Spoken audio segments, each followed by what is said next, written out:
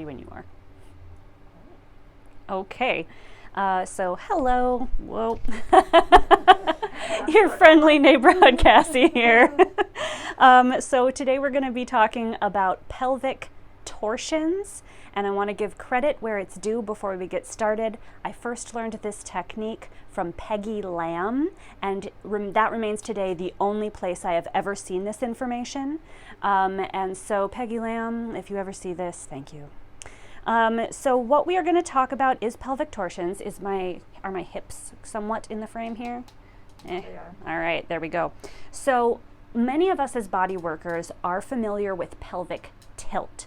So if your whole pelvis tilts forward, you get like a sway back. It's sometimes associated with short psoas, and that would be an anterior tilt. If you get a posterior tilt, you lose your lumbar curve, and sometimes that's associated with like a elderly posture or whatever. And if you have a lateral tilt, then that's often associated with a short QL on one side. It can give the illusion of a shorter leg, that kind of a thing. And we're all kind of familiar with that as we go through our continuing education and trainings. But that's not what I'm talking about today. So I have here a model pelvis, and here you can see here's the acetabulum, the socket that the femur goes into, and here is the pubis ramus, the part of the front here. And if you see right here, there's this rough part that's like it's separate from the smooth bone around it. It has these lumpy bumpies on it. That's where the sacrum rests. I don't have a model sacrum, and I wish I did, but the sacrum and this articulation with the pelvis when we're children is smooth. And then as we go through and come into adulthood, it gets these little pits and divots and lumps in it as we proceed through our movement. And that means that they fit together like a puzzle piece. So if I had a matching model sacrum and I put it onto its articulation with the pelvis, there would be a correct spot that it was meant to sit in and that it fit to with these grooves and dips and bumps. And that is where the sacrum and pelvis are meant to be in relation to each other. But that does not mean that the sacrum has no movement in relation to the pelvis. As we go along, and again, I wish I had a sacrum, but if I only had a sacrum. Okay, the sacrum rocks forward and back, and that is called nutation and counternutation. And it's in the textbooks that sacrums have this movement, nutation, counternutation, and they rock as you go along. But when they rock back, they should rock back to that fitted, correct spot.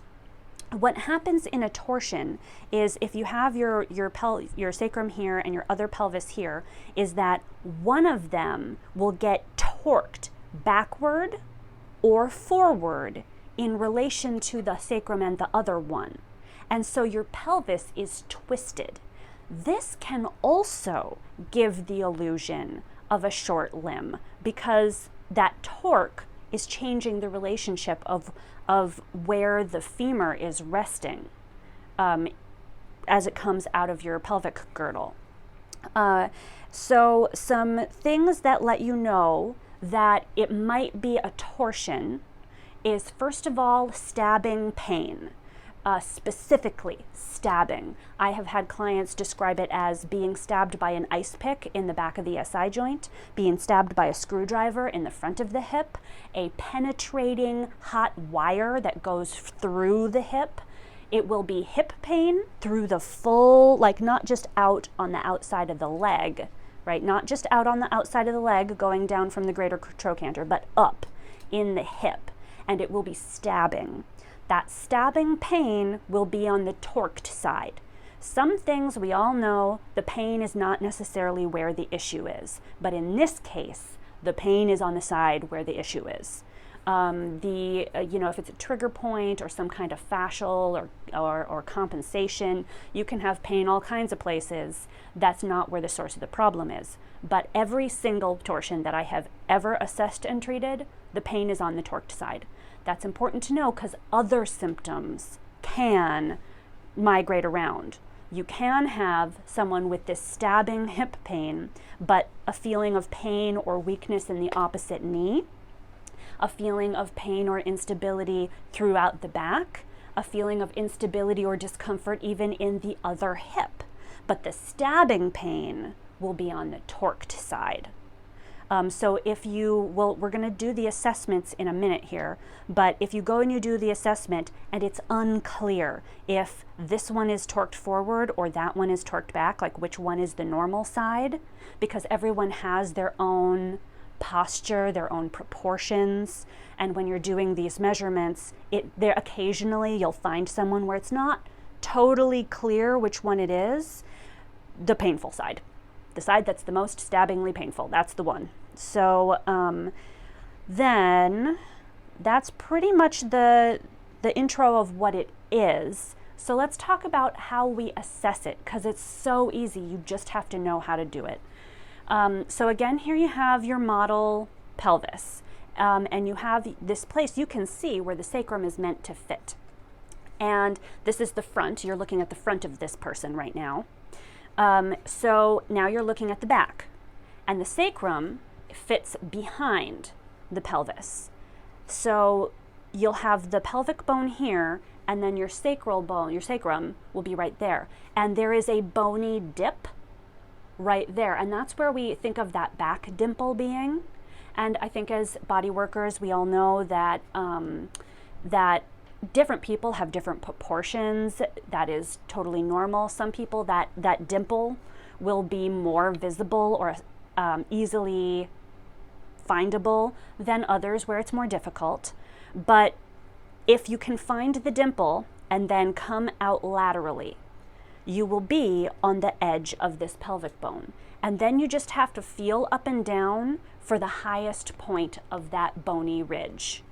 That highest point is the posterior superior iliac spine. You'll see there's another ridge. It's way down there. It's much closer to your tailbone. That's the PIIS, posterior inferior iliac spine. This is the PSIS, posterior superior iliac spine. So you have found your dimple. You have come out laterally on their body, and then you just feel up and down for the most prominent part of that bony ridge. And that's your first bony landmark that you will have to find. And I recommend starting with that one because it's a little trickier.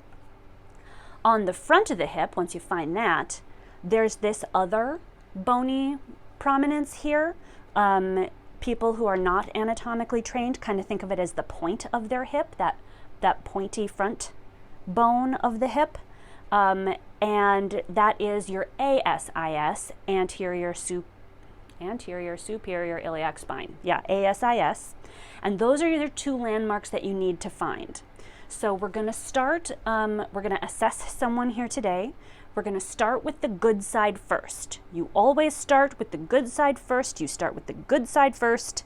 Sorry to repeat myself, but it will help you remember that you start with the good side first. And that is because everyone has a different postural pattern. So you need to start with the side to assess like where's their normal level.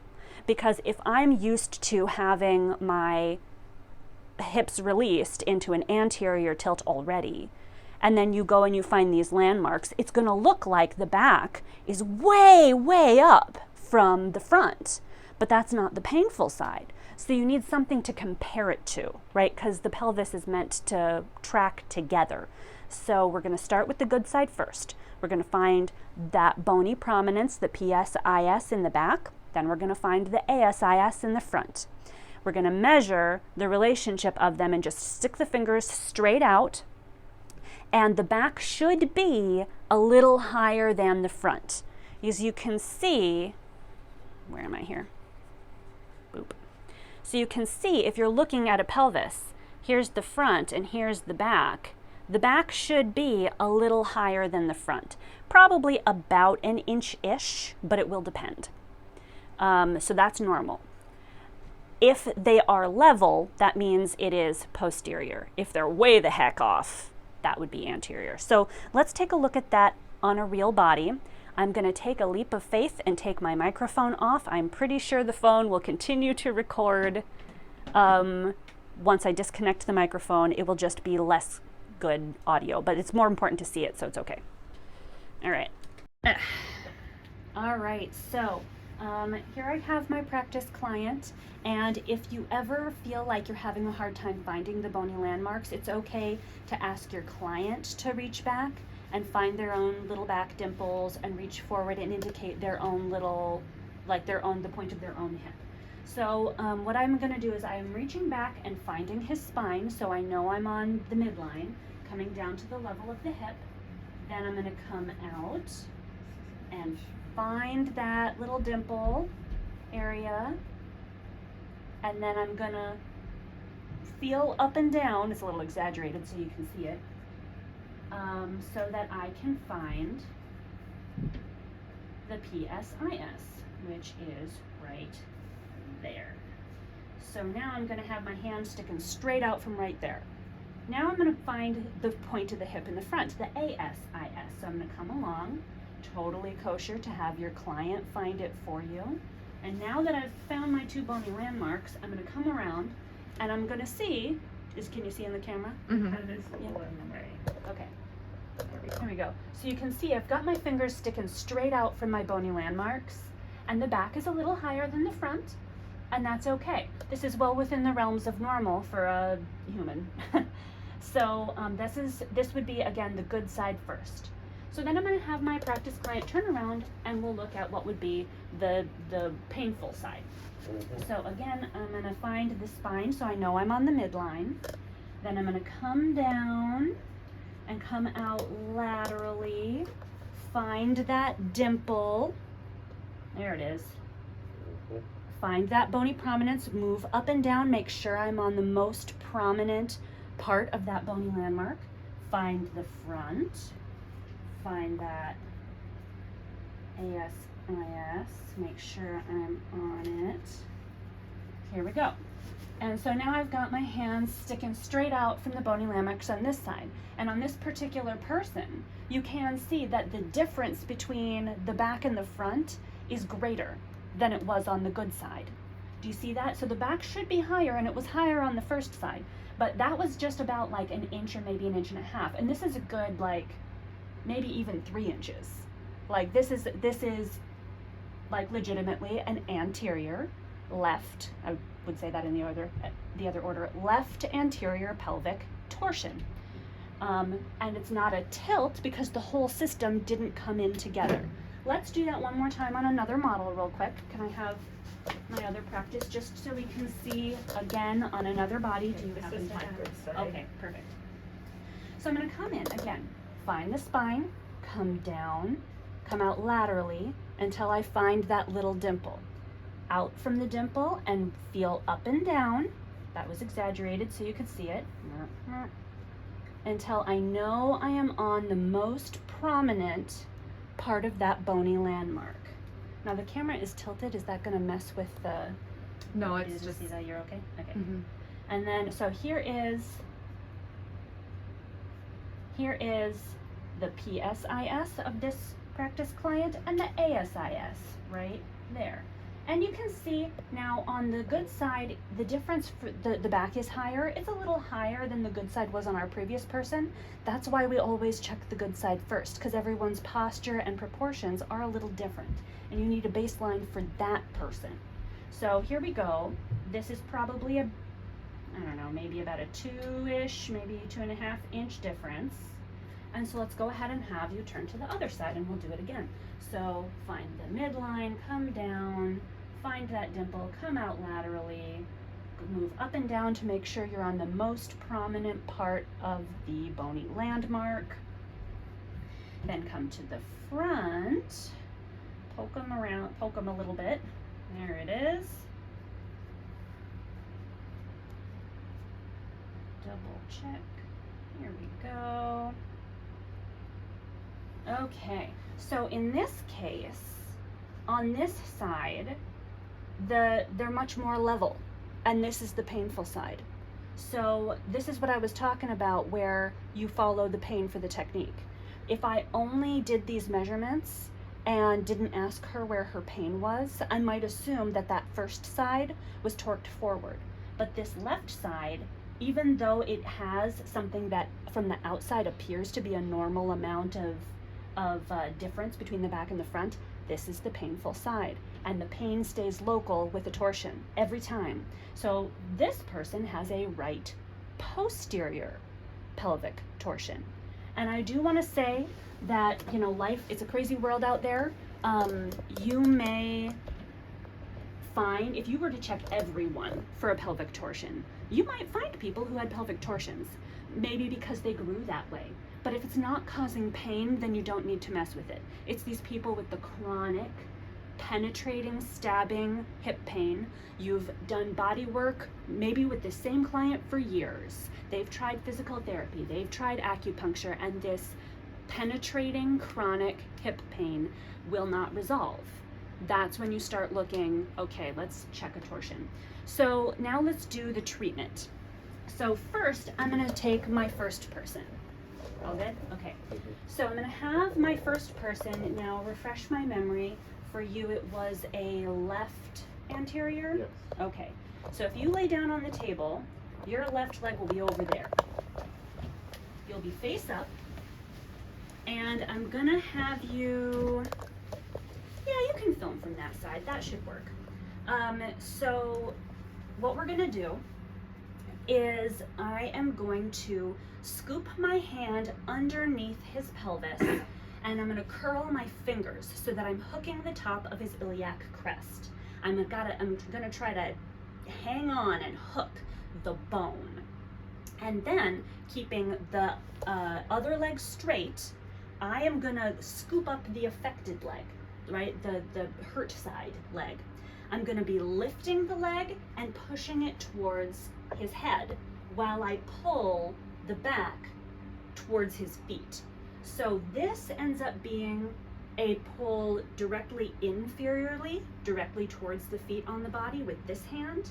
But this hand is not directly towards the head because you've got to get the lift in there. So it ends up being like a 45-degree angle with the vector of force.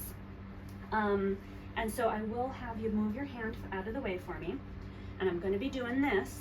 And it's going to go in 3 stages that you will not be able to see. Stage 1 is you will start applying the force, and it's going to feel like nothing is happening. You're like, is this working? Am I doing it? I don't feel anything. What life choices have I made? Nothing will feel like it's happening. And then you'll be applying this force in a steady way, and you'll feel the pelvic girdle that you are, like the side of the pelvis that you're holding, begin to glide. Even though you are applying force, it almost feels like it's gliding on its own. And it'll do that for as long or as short as it's gonna do. Then step 3 is the feel of the glide will change. It will either settle down into the table, or it will just kind of stop, or it might spread out laterally. The feel of the glide will change. And that's when you know, and then it'll kind of settle, and that's when you know you've gone as far as you could. And there may be this sense that, like, if you continued adding force, you could keep getting movement, but you don't want to do that, because once you get that settling in feeling, that's probably meaning that the sacrum has settled into its little puzzle pieces and it's sitting where it needs to be, or at least better, or as far as it's going to get that day. So again, arm is going to go underneath the pelvis, curl the fingers to hook the iliac crest. Pardon me. Here we go, and relax down. I want to keep this leg straight for like a counter pressure on the other side of the sacrum that I'm not trying to manipulate. Just making sure I got his iliac crest here. There we go. Then I'm gonna scoop up this leg. I'm gonna lift it, you relax, and I'm gonna push towards his head while I lift. All right, here we go. I'm done. And I know you can't see it, but again, that force is kind of a 45-degree angle up that way. And at first, nothing happens. And we just hang out here, and you question your decision to not do more push-ups in life. Oh, and then it's a little sluggish. There we go. It starts to glide. And you'll be able to feel it. You just have to wait for it. It glides, it glides.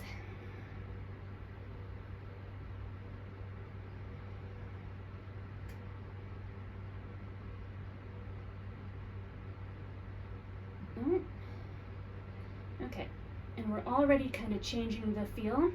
It started to slow down. It had a good moment of glide, slowed down, and now it's spreading out laterally and settling down into the table.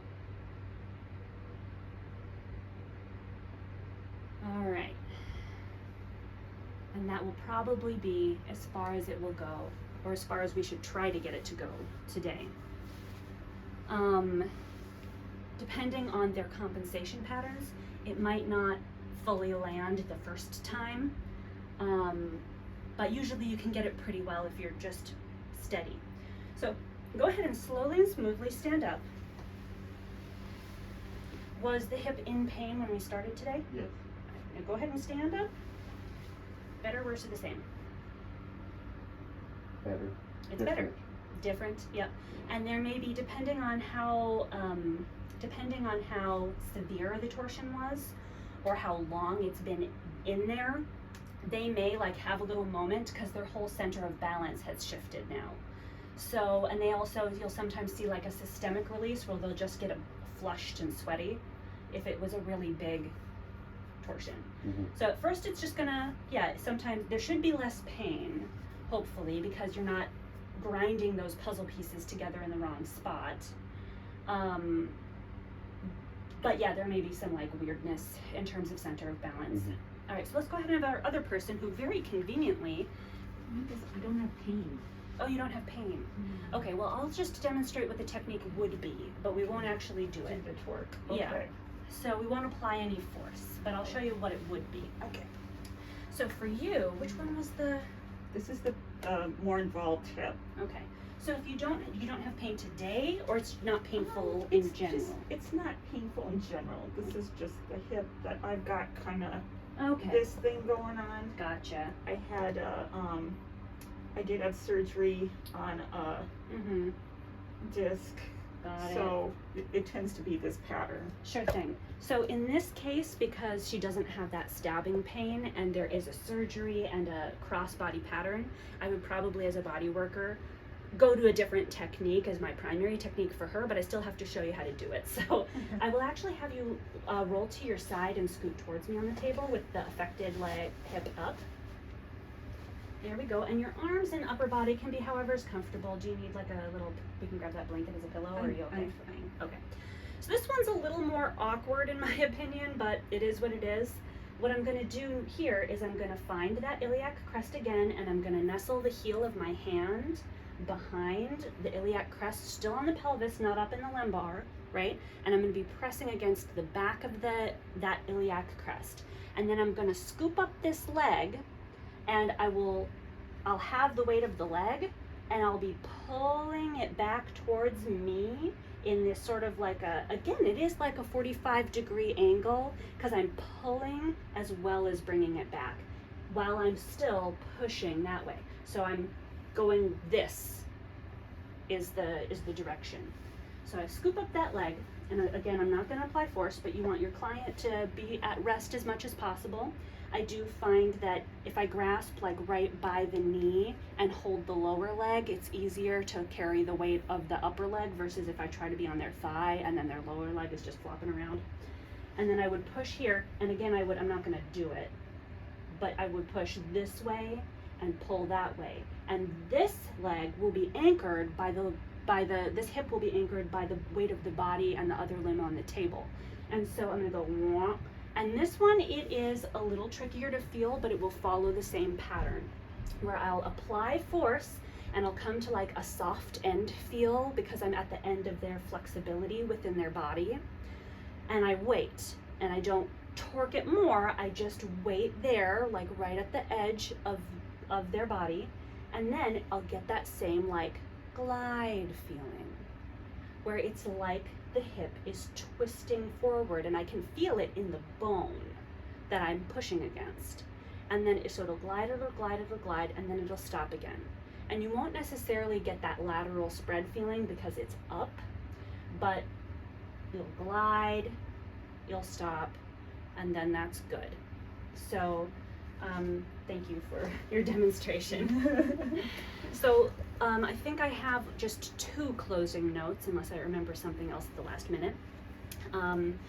One is the first time you put back a torsion, especially something that's been chronically entrenched, it's gonna go back out of place. It's just a matter of time. And there's no way to know how long that person will be able to maintain the proper position. It might be 4 hours, it might be 4 months, but it's coming back.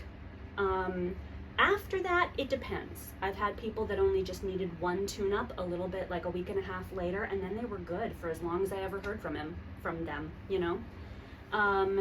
Or there are people who it's just been in there so long, and it's now supported by like maybe a tight iliacus or tight hamstrings, and there's compensation in the soft tissue that's sustaining that torsion and pulling it back out again. And those are people who are going to need tune-ups more regularly, and they're going to need supportive body work to the compensation, to address the compensation pattern and lengthen tight things that allow it to stay in that good neutral position. So that's the one thing, is it's going to come back out. And then I know I had another thing. Well, hopefully it wasn't important, because I don't know what it is now. Oh yeah, it was, you got to work on the compensation patterns. I said it already. Excellent. All right, well, thank you so much. I hope that this was valuable to you. And once again, big shout out to Peggy Lamb, who does seminars, or before COVID anyway, she did seminars through Vine Education for chiropractors, physical therapists, and massage therapists. So thank you so much. Okay.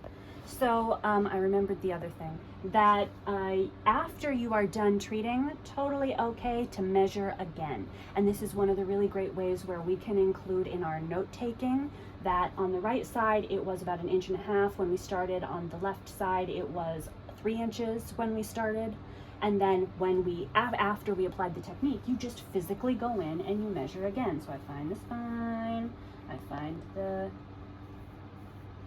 dimple, I come out laterally, make sure I'm on the highest part of the bony prominence, then I find the thing, and I come down and I look, and is it maybe higher than the other side? Potentially, but it's not 3 inches worth of high. It was like solidly up here before. And now when I'm on that bony prominence here and that bony prominence here, it's much, like you can see, it's physically different than it was before. And that's one way that we can just be really objective in the way that we are tracking client progress.